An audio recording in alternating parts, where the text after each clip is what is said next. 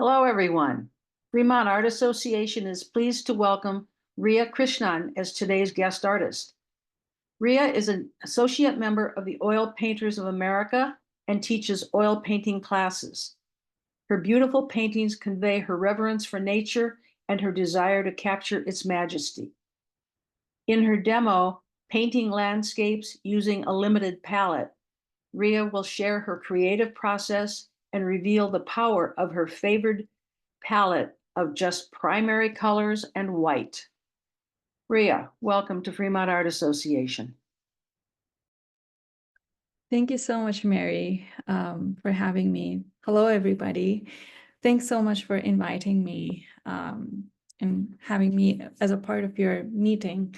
I look forward to the demo, and I'll do my best in sharing whatever little I know about oil painting, the landscape. To give you a little background about myself, I'm primarily an oil painter. I have been studying this craft for a little over 10 years. My work is very, very much influenced by Impressionism. I love the painterly look and how it allows one to say more with less. And I think my primary focus in these 10 years or something of painting has been the landscape, although I will explore anything that speaks to my heart, really. Um, uh, and yeah, and I paint with a limited palette for the most part. I started exploring the limited palette sometime around 2016, 2017. And it has helped me simplify my thought process of, color mixing, maintaining harmony in my painting and across my paintings. And I actually find it very extensive. I am still exploring it.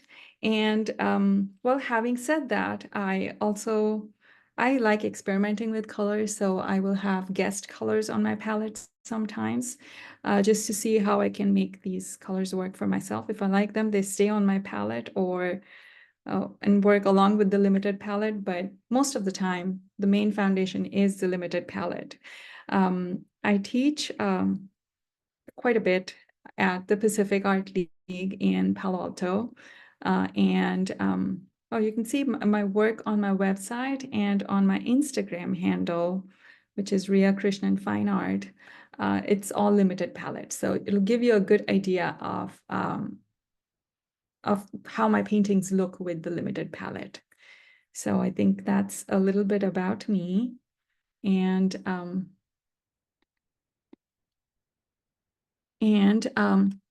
sorry, I was just checking some things here.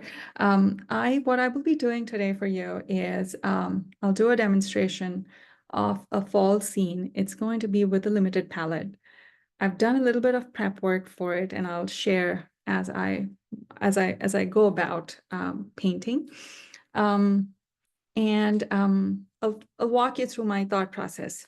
So if anyone here has any questions while I'm painting, please ask. I don't mind being interrupted. And I think, Tatiana, I'm going to rely on you to send me those questions because I'll be stepping away from my screen, okay? Sure. Okay, perfect. Before I actually go and start the demonstration, I want to tell you how I think before I even start. So as a landscape painter, what I'm trying to do is I look at this three-dimensional landscape outside, and I'm trying to capture it on a two-dimensional surface, which is my canvas, linen, whatever it is, right? And I have two objectives anytime I'm trying to make a painting. One is to make the viewer walk distance in my painting. I want the viewer to be able to go on a hike in my painting. And second objective is to try to keep you in my painting for as long as possible, okay? The second part, which is keeping the viewer in my painting, is more about design and composition. And that's a whole other topic for another day. But today, I'm going to focus on the first part, which is trying to create that atmospheric perspective that allows the viewer to see that distance in my painting, okay? So what do I need to create this distance? I feel I need the drawing. These are some of the main ingredients that I think are essential, okay? The drawing. The second of all is, it's the technical term is value structure. And I'm guessing most people here are artists, so you're probably familiar with it. But for those who are not, it is basically trying to understand the relationship of how light or dark the different elements are in the landscape, meaning how light or dark are my trees compared to the sky? How light or dark is the mountain compared to the trees, compared to the grass, compared to the sky? So it's a game of comparison from start to finish, okay? Now, the reason landscape painting becomes just a little tricky is because when we look at the landscape in real life, we look at it in full color spectrum. It's not monochromatic. So what we are trying to do is trying to compare the green trees to the blue sky, to the purple mountains, and determine which one is light or dark, lighter or darker, okay? And because we're comparing two different colors, that's what makes it just a little bit complicated, okay? So that's the value structure of the landscape. So we have drawing, the value structure, and third one would be color temperature shifts, meaning as things recede into the distance, they become cooler, meaning they become bluer for me in general, okay? And last but not the least, edges and brushwork. Edges meaning as things recede into the distance, they become inconspicuous, lose their structure. So that's edge work. And overall, I think all of these ingredients come together and help in creating that distance, okay? And I think, does anyone have any questions so far?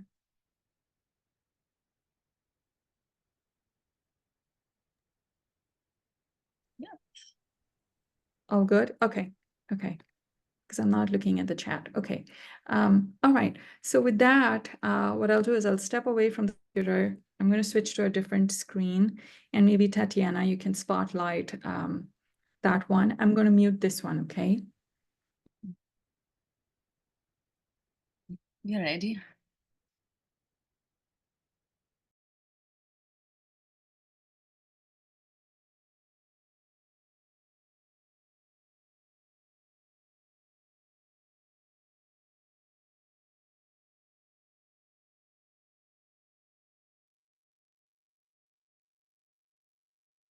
Tia? Yes. Can you hear me? Yeah, we can. And can you see my screen and everything? Yes, yes. Okay, perfect. Okay. I'm going to wear gloves. Okay. Give me just a second here. Awesome. Okay, so I want to show you what I'm going to start, what I'm going to paint. So, okay, so that is the scene. Okay. And of course, I'm not going to be painting the whole thing. I'm going to paint a portion of it. Okay. But as I was explaining, it's important for me to determine the relationship between, I'm going to paint like a portion somewhere here, okay? And it's, what I'm trying to do is I'm going to squint in order to find those relationships and in order to determine how light or dark each of these or most of these things are, okay? And the way to do it is by squinting. So squinting is going to take away the detail. It's going to reduce the amount of light that is flooding the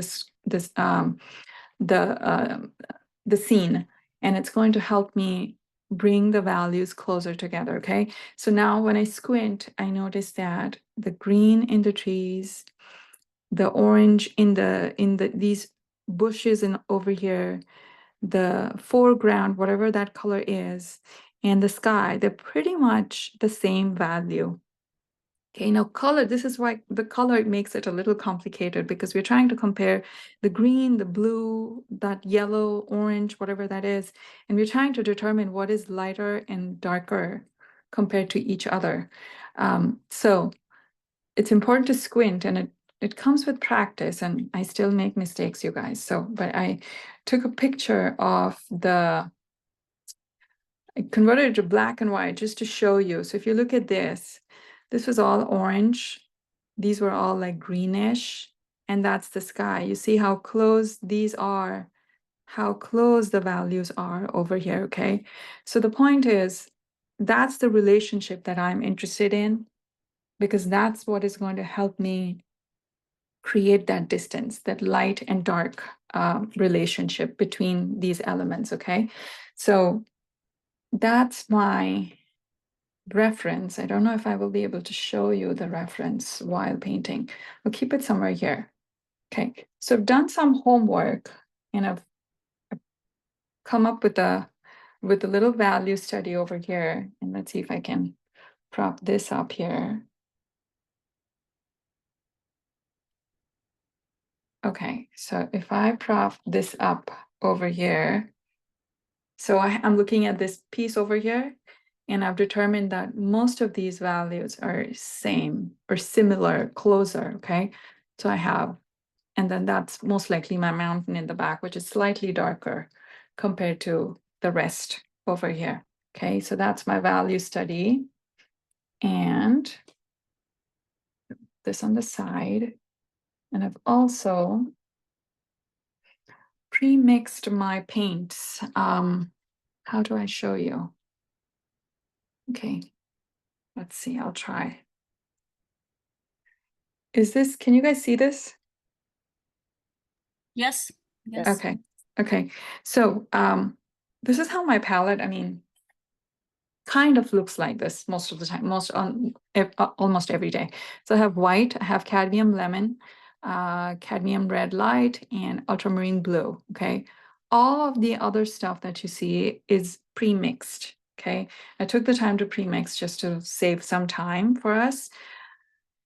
And I wanted to show you again that when I'm mixing, I have my value study in my mind, which I just showed you over here. And so when I'm mixing, I want to show you, I took a picture again, that again, these colors are very similar in value, okay? Because saturation is what makes things more and more complicated. So I want to show you, I took a picture of my palette just to make it easy for everybody. And then you can see over here, okay? That's how it is. And if you look at my value study over here, I'm trying to get somewhere close to that, okay? So this is how I will always work. I spend a lot of time making and mixing my colors on my palette before I actually even start the painting, okay? All right, so I'm going to start my block in. And I think I have time till, how much time do I have, Tatiana? It's about 1 hour and I don't know, 15 Like, minutes. okay, like Yeah. a little over 2 p.m., right? It's still 2:30. 2:45. Oh, okay, perfect. Okay, Yeah. plenty of time. Okay. So I'm going to start with my darkest dark. And again, if you folks have any questions, please ask. I'm going to start with my a very loose just a drawing. Most of the times this is just for me, but I've done my homework and I have my drawing in place over here. So I kind of know what I'm going to paint and how it's going to be, how I'm going to arrange my trees and everything. I take a lot of notes when I'm doing all of this, just so I don't forget what I'm trying to accomplish. So I know I have some trees coming here. I want the Priya, I have a question. Yes, So you use now just some premixed color to make your sketch, right? I use what? What color do you use to make the sketch? It's some gray. This, the one that Yeah, I'm using yeah. right now. Yeah. It's on my palette. I'll show you. So you mixed it from your. Yes, it's this I one. got it. Yeah, okay. So It's it's like brown. basically, yes, it is 1, 2, and a little bit of that. It's Mhm. mainly 1 and 2, this and this. Okay. So Yeah, I basically, it's see. my darkest dark. Okay. Thank you. Welcome. Okay. I'm just trying to, I take my time with this drawing. And again, I'm not winging it, meaning I've already like spent enough time trying to come up with a composition that I want to paint. Okay, so it's going to be my mountain somewhere here. I could lower that a little bit. Okay, and then I want my trunks to be maybe somewhere here. As I start painting, I'm gonna lose this drawing, and then I'm gonna find it again, and I'm gonna lose it again, and then find it again. It just continues, okay? But this is just for me to like get a start, and then maybe another one somewhere here in this area.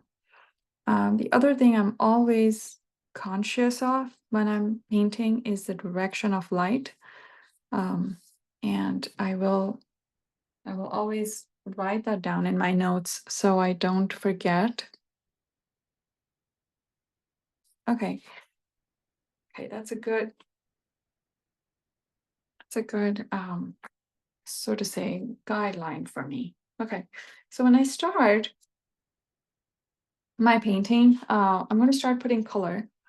With oil paint, they say, go from darks to lights.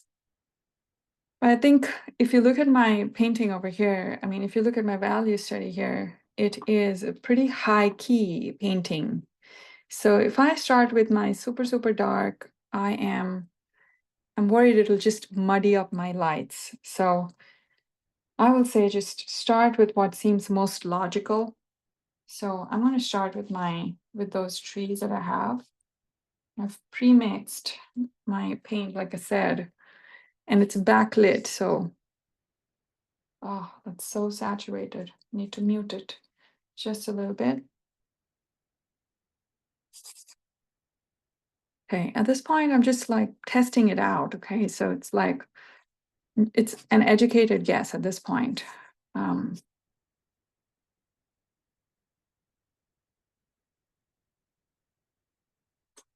adding a little bit of linseed oil as well to my paint, just so I can help it, move a little bit.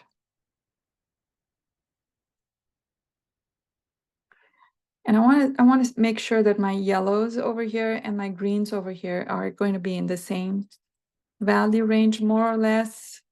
So I'll make a mark in here and squint and keep checking if it is, after all, working out, okay?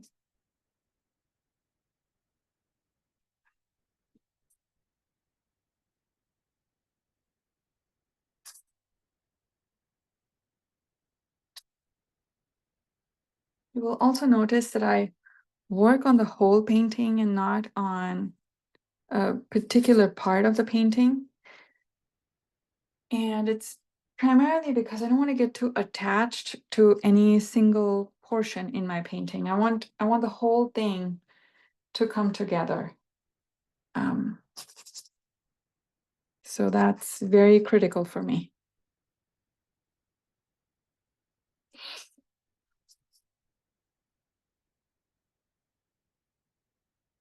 I see some darks in the back.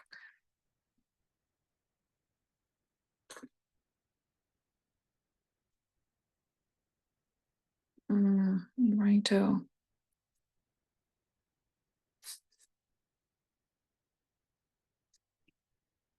Probably over there. I'm just testing out the locations right now, so we'll see how this goes. So everything is very loose, and I don't want to commit to any one particular thing right just now. It's too soon.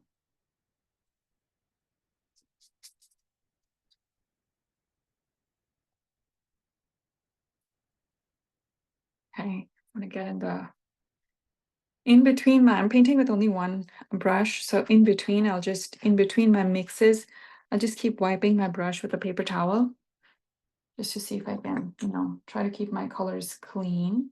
But if a little bit of color like moves around, it doesn't bother me, honestly. I'm okay with it.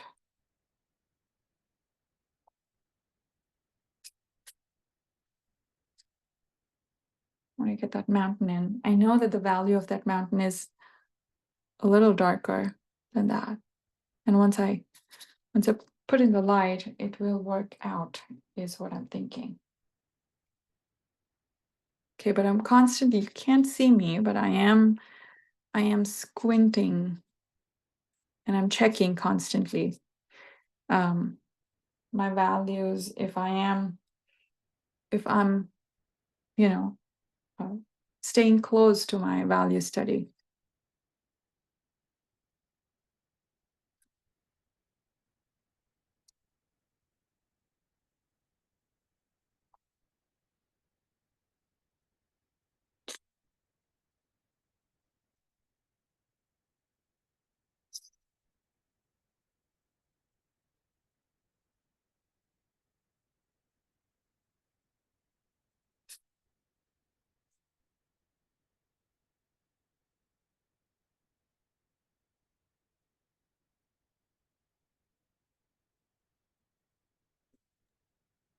I don't have a question, but I have kind of like a remark. I love paintings in this sketchy stage.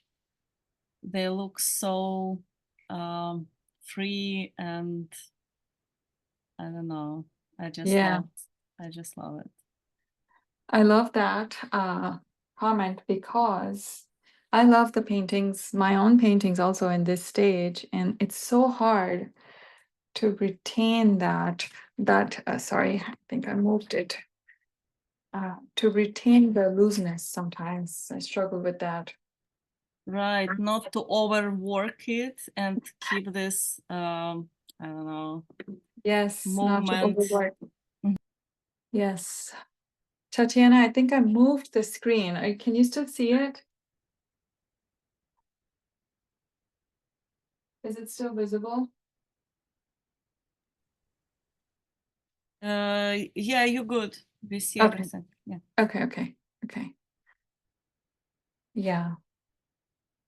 So if I'm to that question, because I love to retain that looseness and such, what I'll do is typically I almost never finish my paintings on the same day.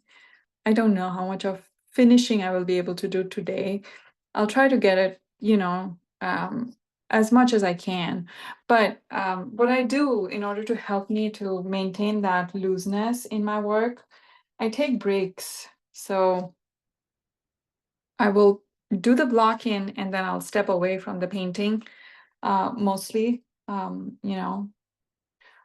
maybe put it away for a day or two before I get back into it. And that helps me. So I know that the scene is backlit, so they kind of like have a halo going on around them, but I don't want to go too ahead of myself. It's too soon. So I'm gonna get the foreground in first before I do anything else. And then we'll take it from there. Okay, and I'm gonna see if I can. Okay, not bad. I also want to get my shadow in for this one over here.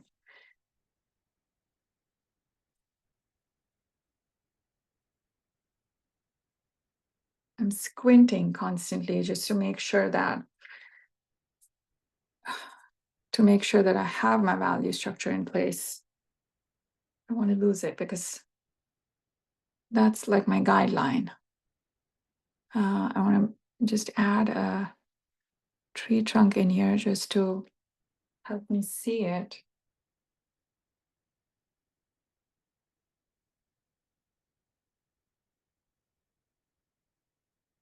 And then I want one over here, which I know I'm going to lose these as I paint, but just so I have something.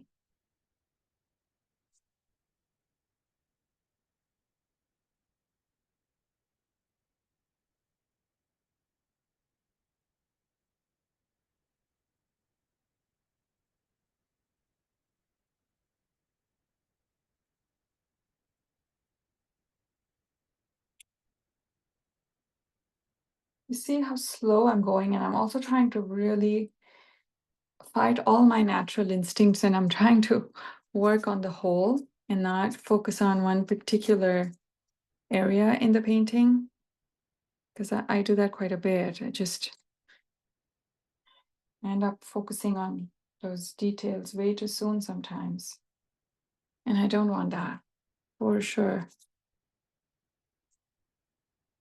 That's going to be my, so I'm assuming that the sun is somewhere here. It's a backlit scene, so I'm going to see all these shadows come through.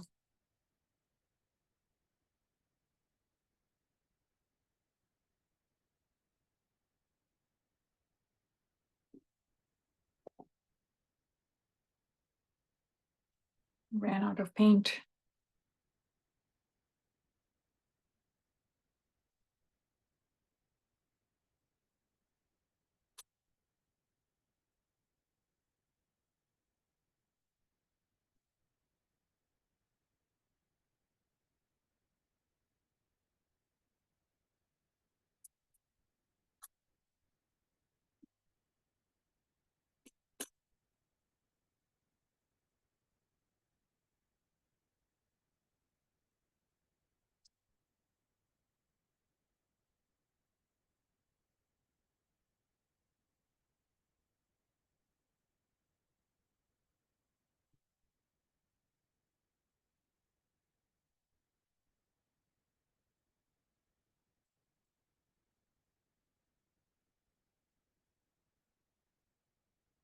So at this point, when I'm doing my, this is my block in, because you can see how everything is very loose and I'm not committing to anything just yet.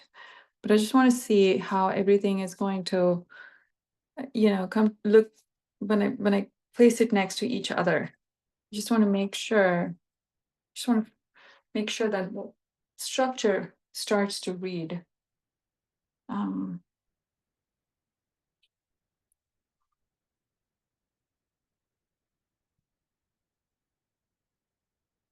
And like I said, I don't like to focus on one particular area. I don't want to get too attached to one particular thing in my painting.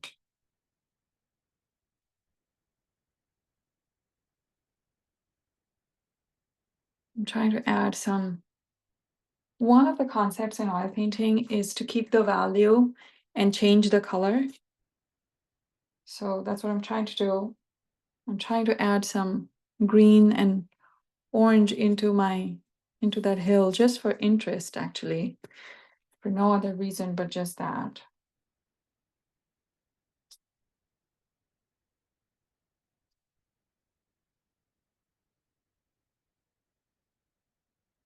I'm also trying to, while I'm painting, I'm trying to just make a few marks and walk away from it, again, to help with that, looseness that we all love, yes.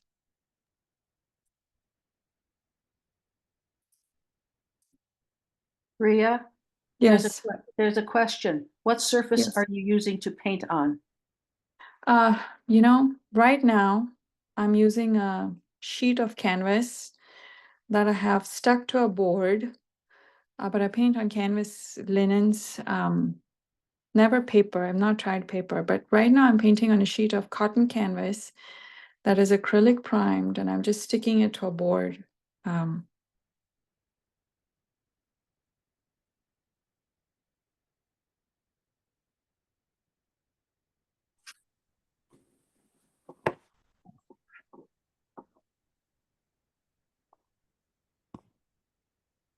want to get in the sky, so the whole thing starts to, start reading.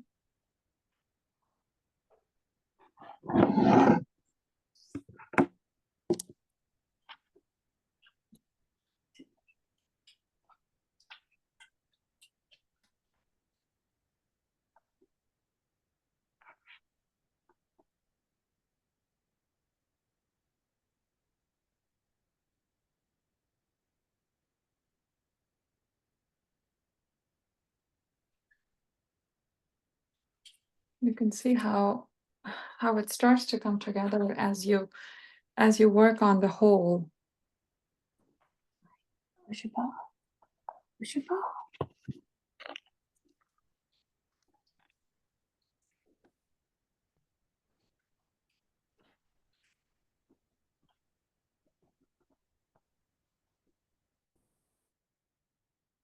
I want to take some of those oranges into the sky.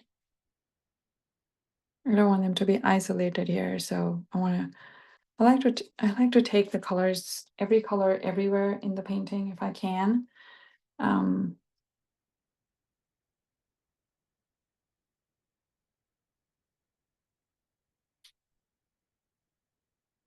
Or as much as I can, let's say.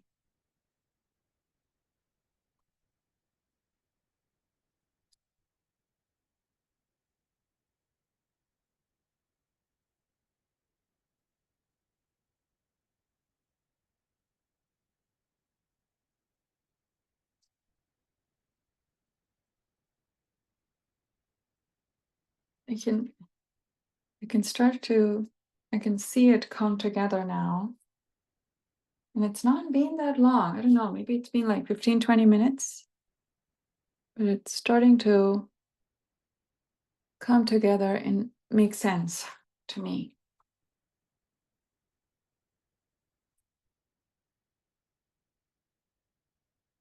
I want to up the value on that one just a little bit.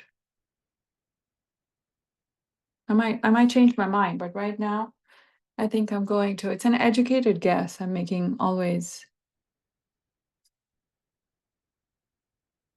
So I'm gonna go for it, and I'm gonna see what happens.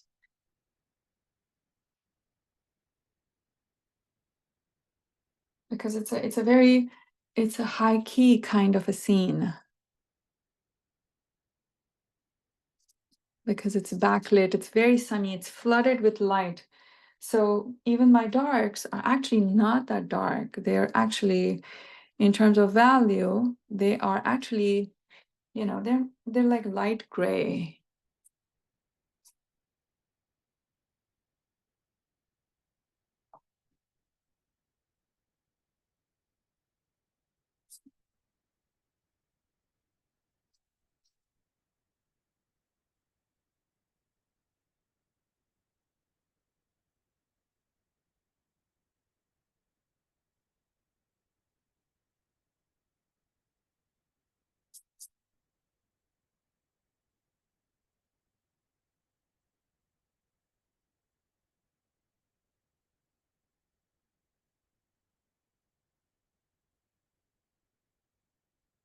I feel like I want to up the value just a little bit more over here. I feel like I have room to do that.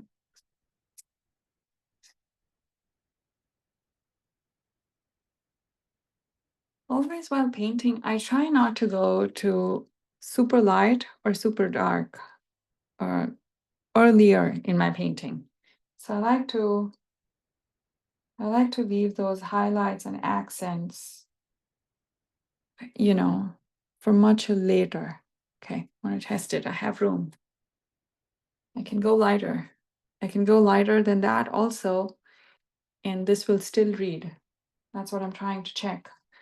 Because it's a backlit scene, and I want to make sure that it reads as such.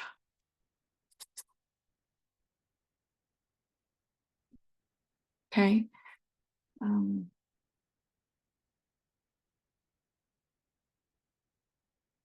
Let's see. Maybe I can move the tree a little bit here.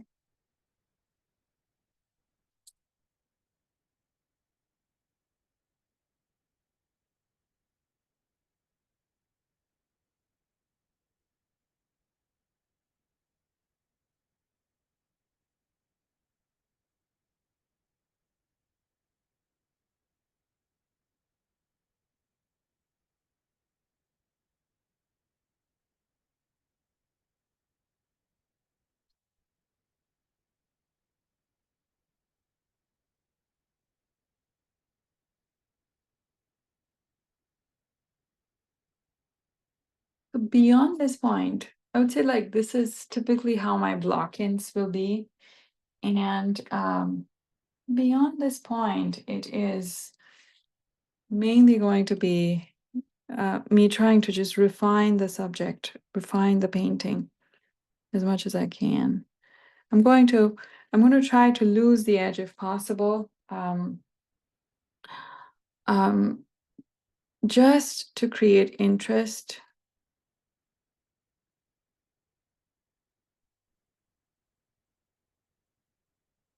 I don't need to delineate every single detail. I just need to give the eyes enough information, just enough. And the mind and the eyes together will just make sense out of it. Okay, but most important thing for me in this painting is I'm trying to make sure that I get the light because it's a backlit scene and I want it to feel as such. Okay, my paint is still thin, you guys. Not going super thick yet.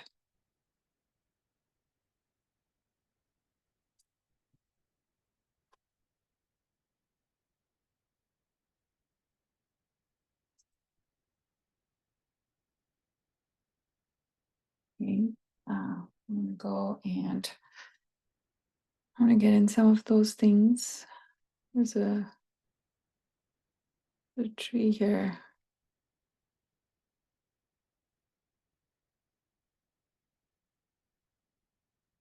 I see some darks move in the back, so I'm gonna try to see if I can do that. Just indicate. I don't need to do it everywhere. Just a few should be enough.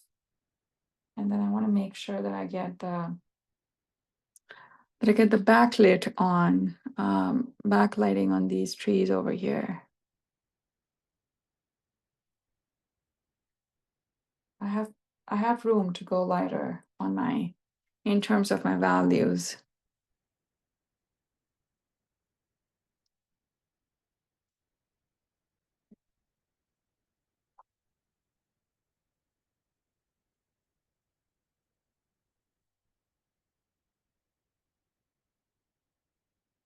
And maybe just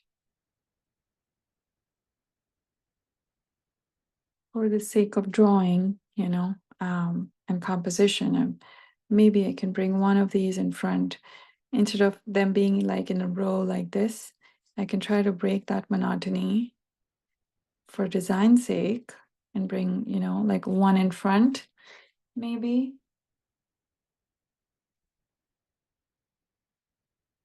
Bring one of these in front as well. Just like that. Again, I'm very conscious of my values and my direction of light. And I'm going very carefully. As you see, I'm painting very slowly. I'm not trying to rush anything. It feels like it's moving fast because I've prepped a little bit on it. So I'm not really guessing right now. I've done that as a part of my homework.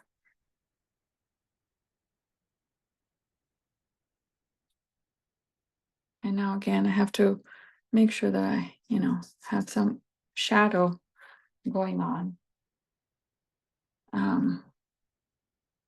Just to indicate those trees in the back over there, over there, over there.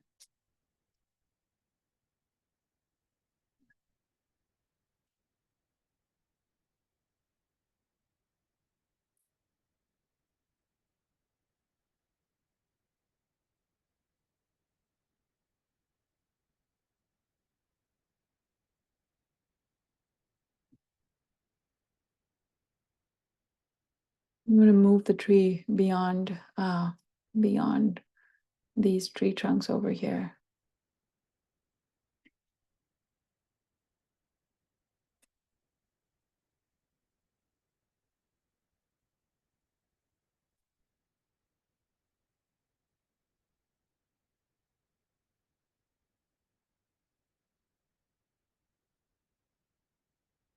And then there's this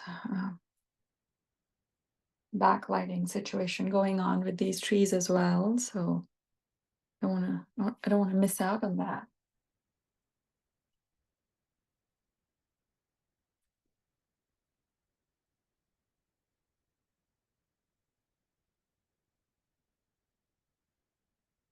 See, I'm slowly moving into adding details now to my painting.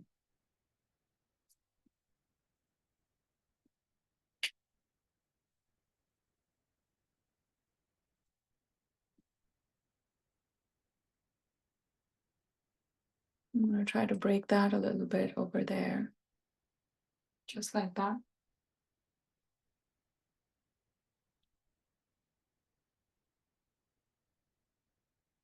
You can try to add some more. This is me adding detail. Let's see. I have the painting. I have the bones of my painting in place. So I feel good about that.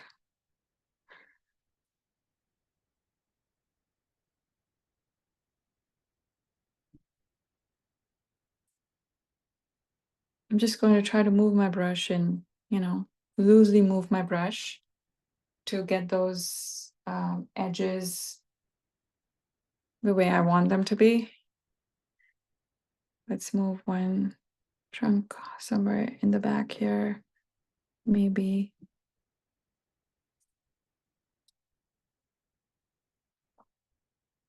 Just like that.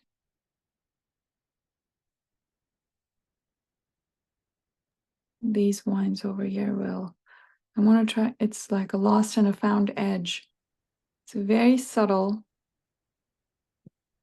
Chances are the viewer won't even notice it, but they'll find it and they'll assume it's there.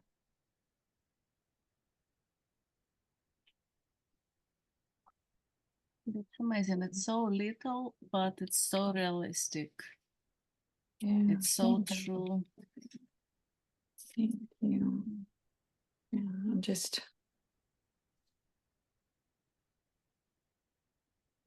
with these trunks, you guys, sometimes I don't know how much to do and how much not to do. So, taking a break from the painting that I'm working on is really helpful because it allows me to step away from it. And most importantly, it allows me to stay objective about my painting. Otherwise, if I'm constantly looking at it, I'm blinded by it because I'm too close to it when I'm doing it. So I need to step away to get some perspective. So I'll put it away. Sometimes, depending on the kind of painting, sometimes I have paintings sitting around for months, and sometimes I'll come back to them after a month and I'll still not know what to do with them. So it happens all the time. I'm going to see if I can add something over here.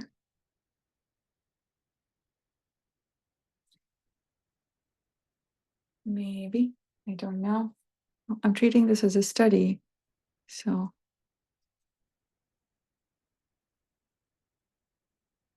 just to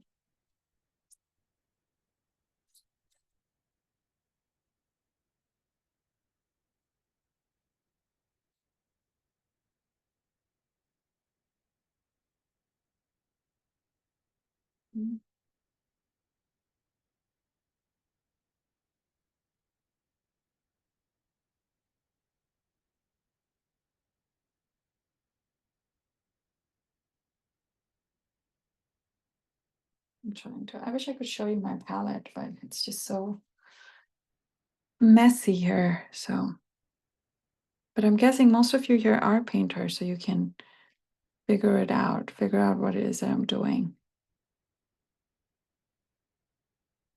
I want to feel the sun in this painting. That's what I'm more interested in.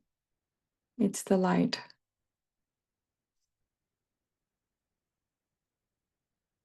Yes, you definitely can see and feel the light in this scene. Thanks, I'm So glad. warm, yeah. Okay, so have now one more thing I can do is I want to add some, push that into the back. So I'm going to, so I have mostly, this is all yellow, right? In terms of hue, it's all yellow. I'm going to try to push it into the distance. So instead of just simply adding white to my yellow, I could shift it towards the blue spectrum and cool it. Cool it by making it bluer, meaning I'm taking it towards a little bit of green in the back. So if you notice over here, I'm not changing the value. I'm changing the temperature. Okay, and that's how I'm trying to create that distance without changing the value. The other way of doing it would be go dark and then light over here. But I have darks from my shadows, but the overall value of this is pretty light. So given that it is very light and I still want to create that distance, I'm going to shift the temperature and I'm going to cool it. And when I cool it, I'm going a little bluer, meaning, some hints of green basically in the back.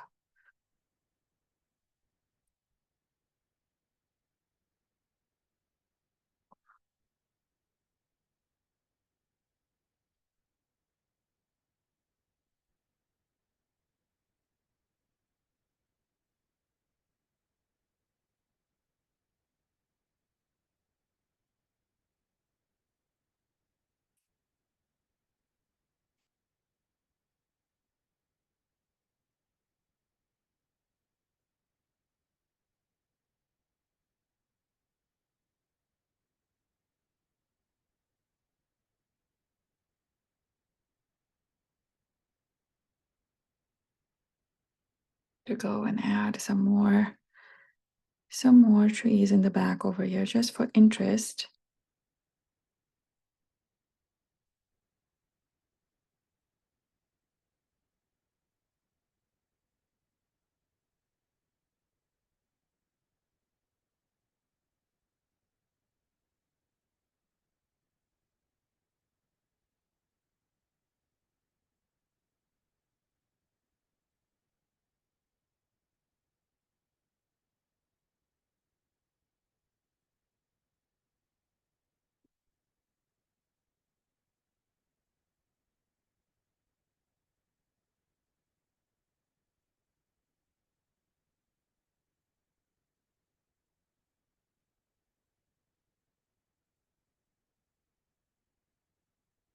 I'm going to see if I can go just a little lighter here.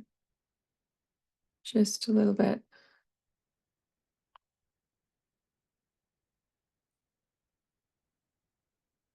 See, that's the color of my halo in those orange trees over here, yellow trees.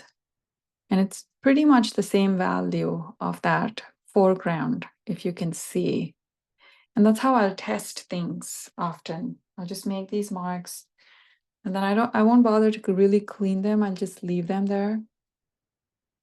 It just creates nice, interesting things for the viewer to look at.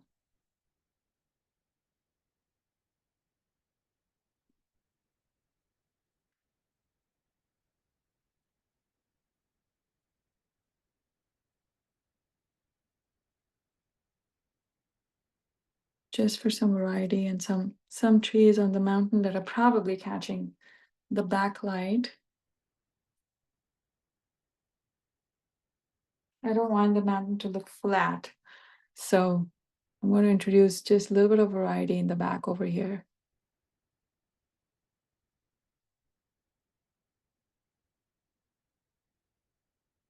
It doesn't really matter so much on an 8x10, honestly.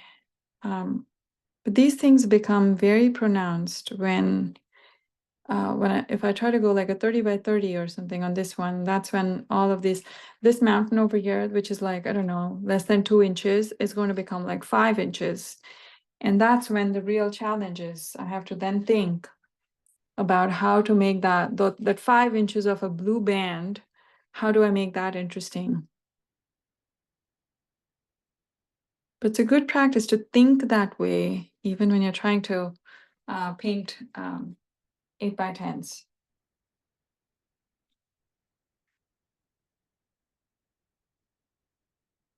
That one has a little bit of halo too.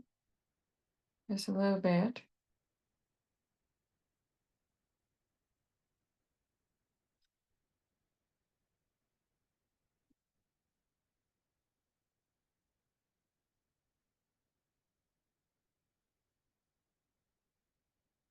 I'm gonna remove some of those darks in the back, just to harmonize everything. I don't want anything to live in isolation. So I'll try to move colors, every color everywhere in the painting. That's something I try to do very consciously. It's one of the ways for me to get the harmony that I'm always looking for. As long as the value matches and I'm able to control the value and, maintain the overall relationship, I'm good. I'm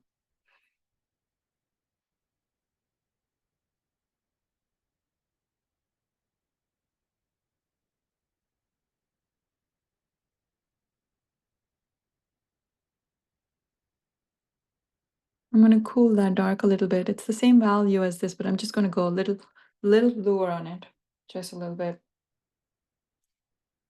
I'm just thinking out loud here, I may not stay with any of these marks tomorrow. I don't know what's going to happen to it tomorrow, but right now, this is what I'm thinking.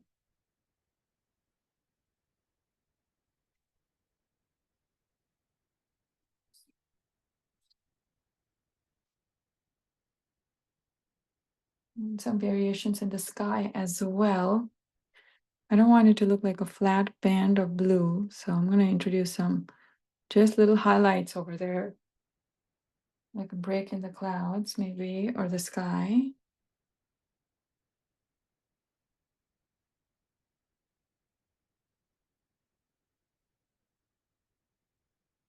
Just a little bit. You can also introduce a little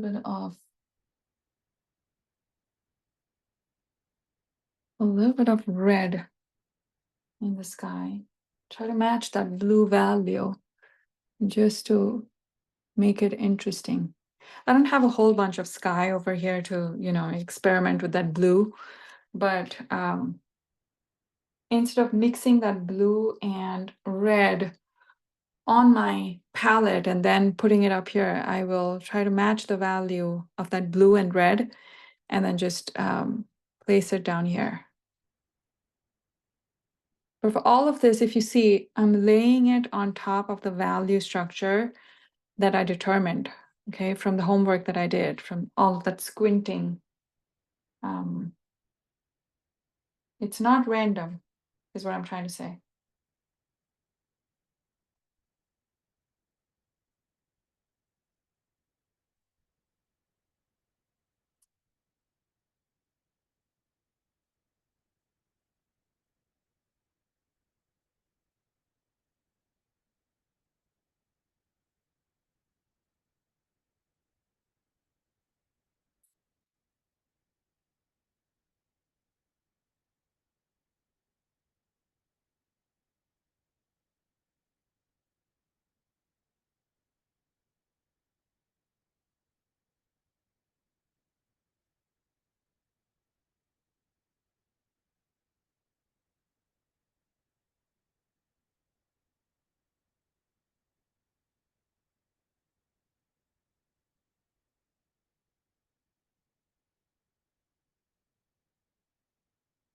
Just for some interest in the back. Some tree trunks showing in the back.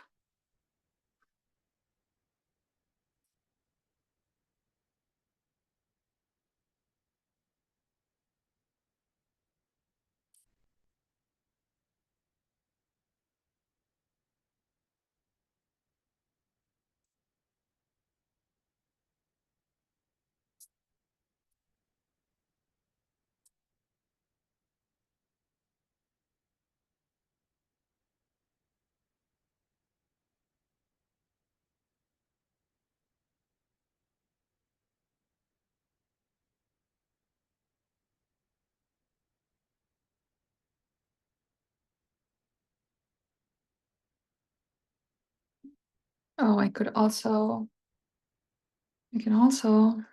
maybe there's a tree in the outside of my canvas that is, and has a little branch of that tree coming in. Who knows?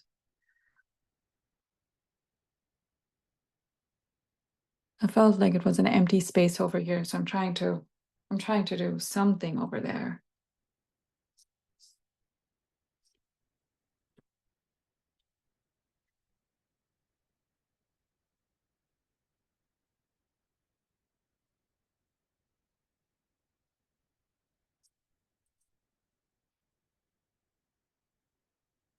I really don't want to delineate the trunks because my focal point is the light, which is coming from the back.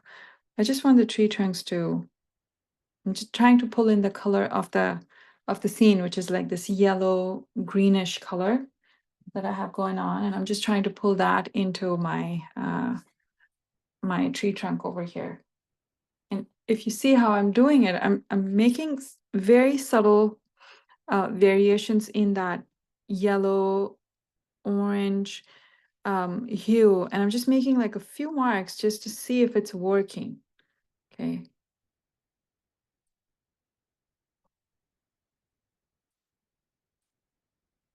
And that should be fine.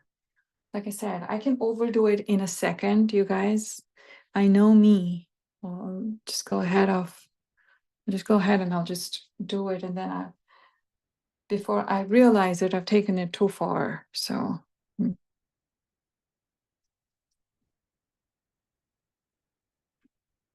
just going to leave it at that.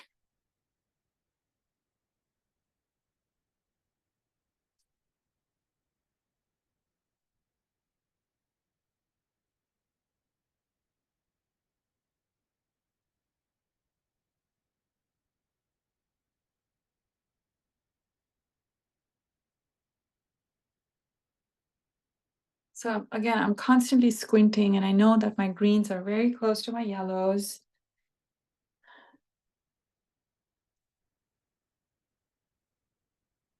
And if they're not, if I feel like, oh, I could move it a little bit, I'll move it.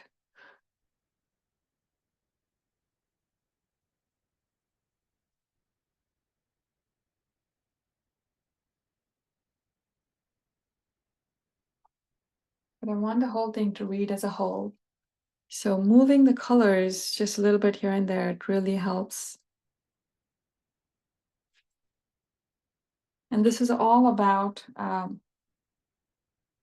me trying to keep the value, change the color, keep the value, change the color, while being mindful of all of the other things, such as your value structure, your color temperature.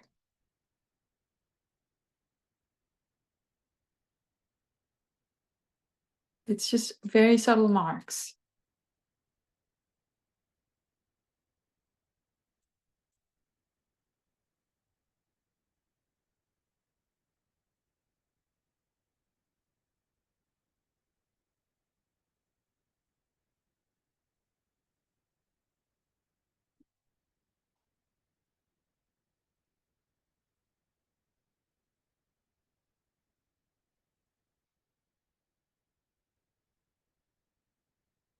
Even within the greens, I'll try to vary it in this area. So I have blue green, I have yellow green. I don't know, you can name the greens over there, but it's a conscious effort always.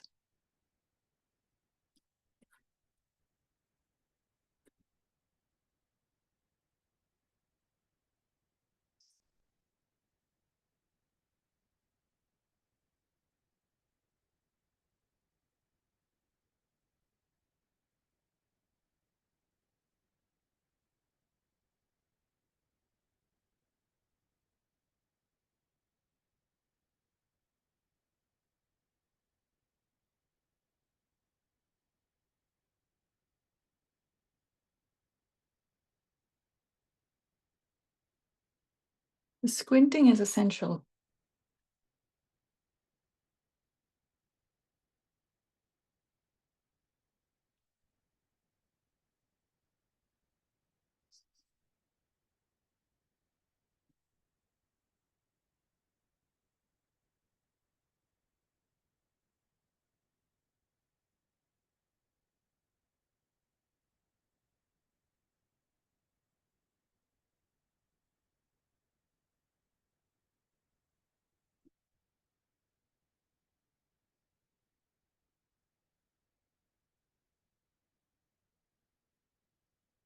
I'm seeing if I have a way to include a little bit of that red that I had in my sky in here. And it fits in. It just creates a lovely color. It fits in terms of value.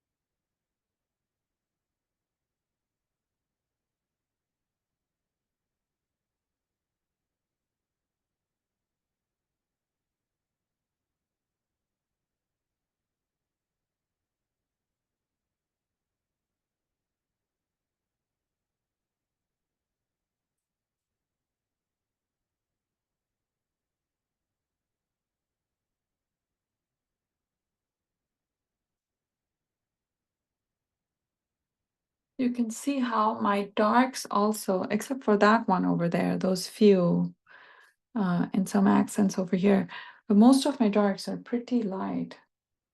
And that's again because it's a scene that's flooded with light. So I'm going to be able to see pretty well even in my shadows. So I am mindful of that.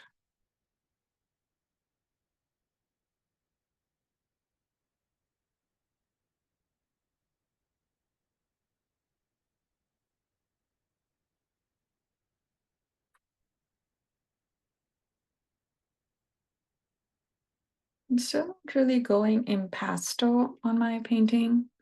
I don't really go in pastel on my work, I feel. Most of it is more about, like I said, keep the value, change the color. I'm just trying to create, make areas in my painting as interesting as I can.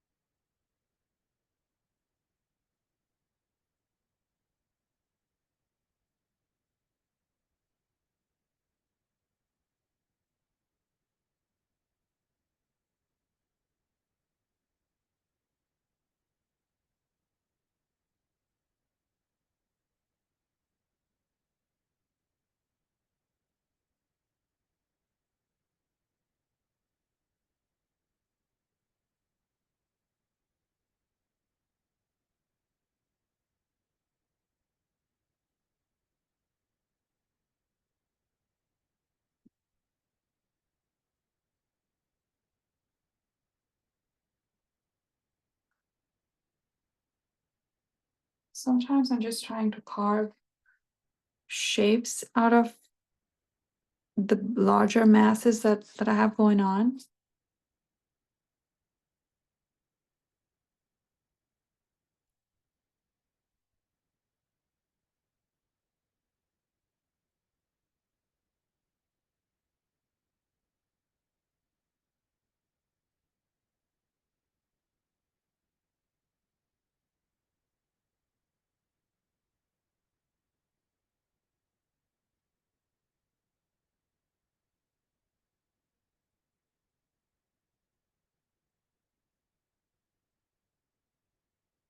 It looks very saturated on the screen to me.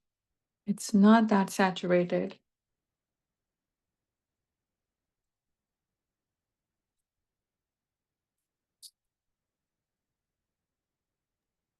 Yes, unfortunately, screens and prints change Um, colors. I know. Yeah, it's different from Yeah. real painting. Sure But thing, sure thing. Yeah. But I hope you get an idea of how how the overall value structure reads and most importantly, how I'm trying to think through it. yeah,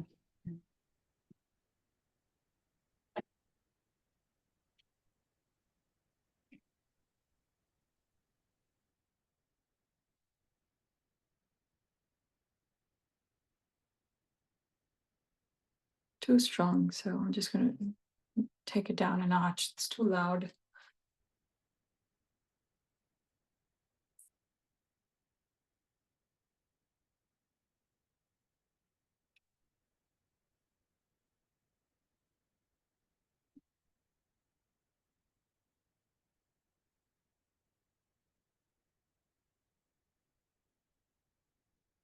Whatever I do to my painting beyond this is not going to, I mean, I'll at least try not to break the structure of the painting. You know, sometimes things go south very quickly, and that's why I love to take breaks.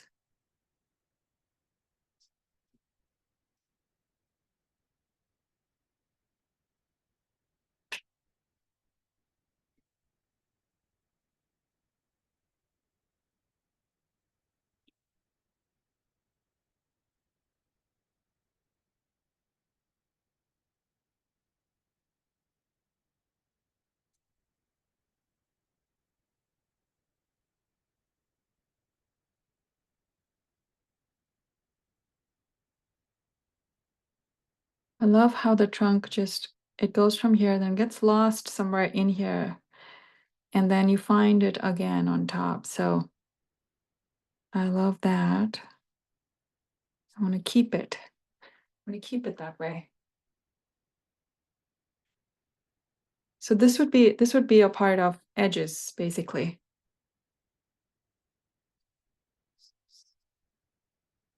Oh.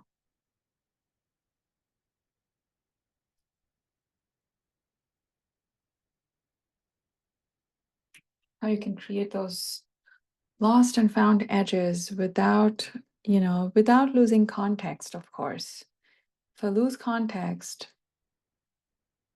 then everything just becomes nonsense. The mind cannot make sense out of it at that point.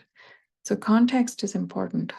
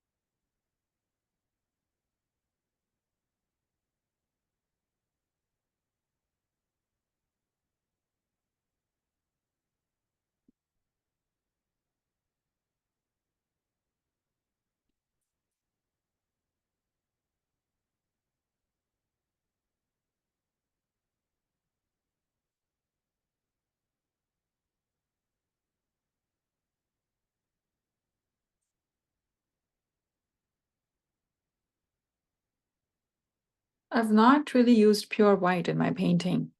Okay, I've not used pure white, and I don't have pure black in my painting. So the darks that you see in the painting are still kind of like dark grays in my painting.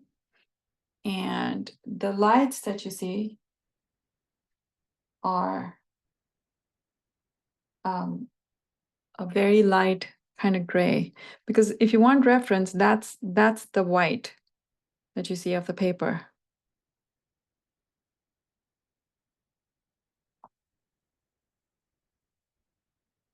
But it's all relative, and it's a game of comparison from start to finish. So I just need a highlight that is lighter than my value of blue, just a little bit. And that will make the trick, do the trick for me.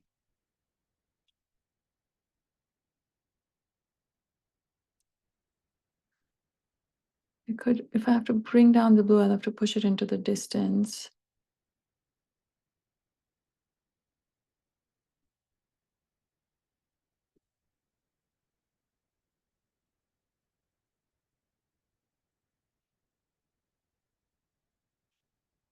And right from the beginning, if you've paid attention, noticed it, is I've worked on the whole thing at the same time. I've not focused on any single piece in my painting.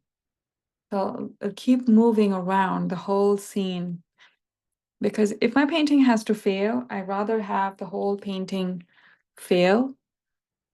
And if it has to succeed, then I want the whole thing to succeed at the same time. So it's a symphony, always. No solo players.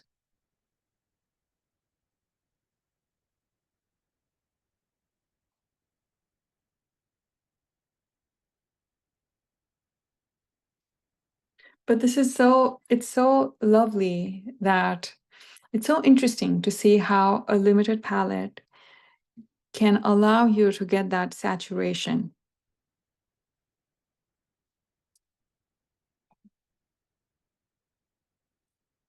And most of you here are painters, so you know you've probably experimented with the limited palette already.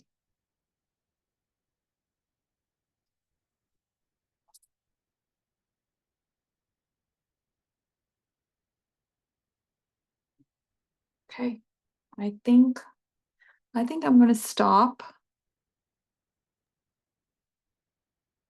And I think for now, I think it's reading well. And I think for this demonstration, I think I'm going to just leave it at this. This is beautiful. Thank you. Does anyone have any questions? Questions, comments?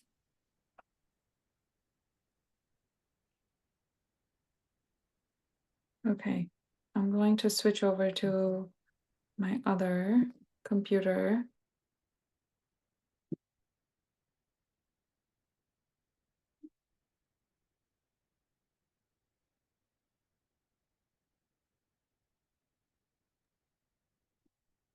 All right, you guys. Oh, it looks very saturated on the screen.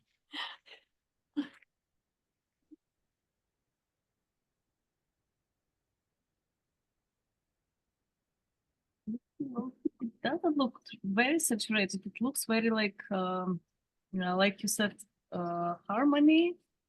It is like warm temperature. Yeah, it looks a little warmer. Yeah, maybe. Yeah. Very beautiful. I enjoyed it. I enjoyed Thank your you. demo very much. Thank you very much for Thank letting you for us having. see your process.